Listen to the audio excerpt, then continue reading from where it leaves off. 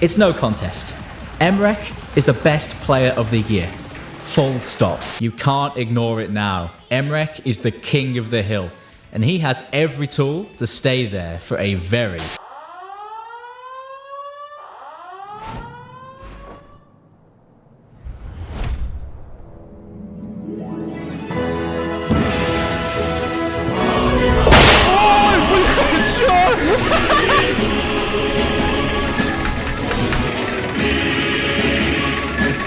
What the fuck is this? Wait, wait. This makes no fucking sense. And even 2 months later, it still doesn't. The numbers do not feel real at all. If you were to fall into a coma on October 5th and woken up just 9 days after on October 14th and checked the PP record stats, I don't think a single person would believe it before double checking it, and that is completely fair. At the start of the month, it really seemed like it was Emrek's time to shine again. He had just set a brand new PP record of 1381. And it was really refreshing as there hadn't been a new record in over 9 months. And if he hadn't missed anywhere, the play would have been worth 1877. That is incomprehensible. However, we know that there was a certain player cooking something massive in the background. A full-blown 3-course meal. That, of course, was a collie bed. White cat. I'm coming. Oh, I mean, coming for you. You don't clip this, please.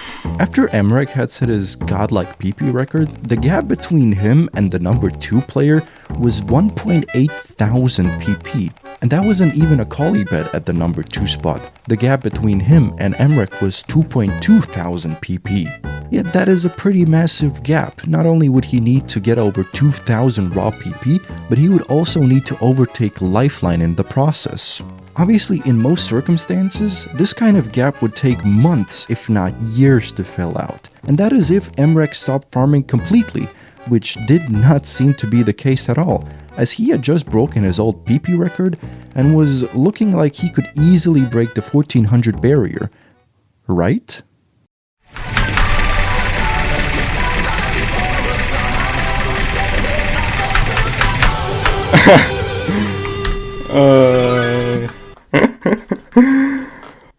Yeah, on October 6th, just 5 days after the previous PP record, Colibet shattered it, skipping 1400 PP all along and getting 1505 PP. This play was so absurd that he was automatically banned from Boncho, and this was also the first time in Osu's history when a PP milestone was skipped. And after he was unbanned, he was at the number 2 spot, overtaking Lifeline in just 1 play.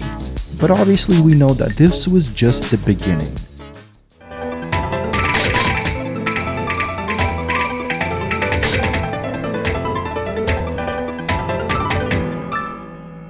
Just 2 days after his first 1.5k, that sounds so weird to say, even now, but yeah, 2 days after his first 1.5k, he decided to set another one, this time on Azul, with insane accuracy. Now, how can a pop-off of this magnitude be topped? Well, with a brand new 1.5k choke, this time on Reign of Fear. He did unfortunately miss at the very end of the hardest part of the map, which coincidentally was at the end of the map, but still the play was worth 1387 PP. But on the bright side, he reached 24,000 PP, which granted him $500, which was a bounty set a couple of months ago. And how ironic it is that everyone was so certain that Lifeline would reach it, and that the original bounty setter could have just donated that money to him. Well, how the turntables have, however the saying goes. And you know what he could have done with that money? Buy a brand new microphone like this FIFINE AM8. It's a dynamic microphone, so it's perfect for talking to your friends on Discord, streaming, or making YouTube videos. It comes in 3 different colors, black, pink, and white, which is what I have because it matches the best with my setup. Plus, it has RGB lighting, and with that RGB lighting, you can make it match with your setup even better. It has both USB and XLR support, so you can change or upgrade your mic depending on your needs. And let's say you're concerned that somebody is listening on you when you don't know.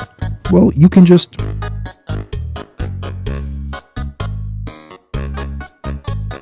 And all of this for just 55 bucks? I think it's a no-brainer if you want a new microphone. Who knows, maybe you'll become the next Osu content creator. So if you are interested, head down below for more information and where to buy it. And thank you FIFINE for sending me this beautiful and brilliant microphone.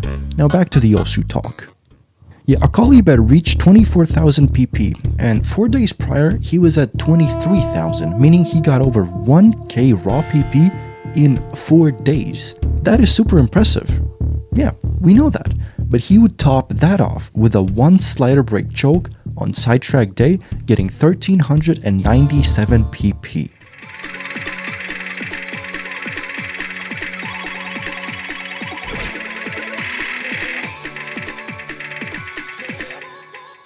In the span of just 4 days, Akalibet broke Emrek's so-called best PP record, yeah, sure, 4 consecutive times. But Akalibet allowed the dust to settle a bit. You know, give Emrek the feeling that maybe, just maybe this was a one-time thing.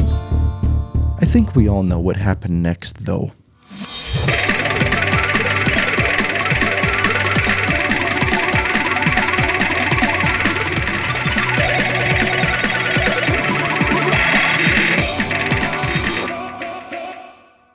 This play and what he got out of it is just unfathomable. 1,700. What the hell is that number? I think these two comments perfectly sum up the general shock of Akalibet's pop-off.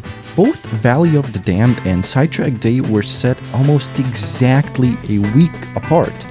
If you look at the time of both plays, there's just an 8-minute difference. It all seems so perfect, so calculated, yet it still does not feel real. To put this all into even better perspective, not only did Akalibet skip 1,400 PP, but also 1,600 PP, and these are the only 2 times in Osu's history when a PP milestone was skipped, and both of these occurrences are done by the same player within the same week. And of course, the following day, he would choke yet another 1,500 PP play, this time on Through the Fire and the Flames, not only losing a 1,500 PP play, but a $200 bounty on top of that. Very sad, very unfortunate. Leave a like. Akalibet would end the month off with a few other chokes, like a choke on Snow Goose and Juvenile, both of them being 1.1k chokes. And if he were to FC this play, the Juvenile play would have been the first 3-mod FC on the map. By the end of the month, the gap between Emrek and Akalibet went from 2,200 all the way down to just 600. Of course, that just is still a fair bit amount. Knowing what Akalibet can do, that just really seems justified.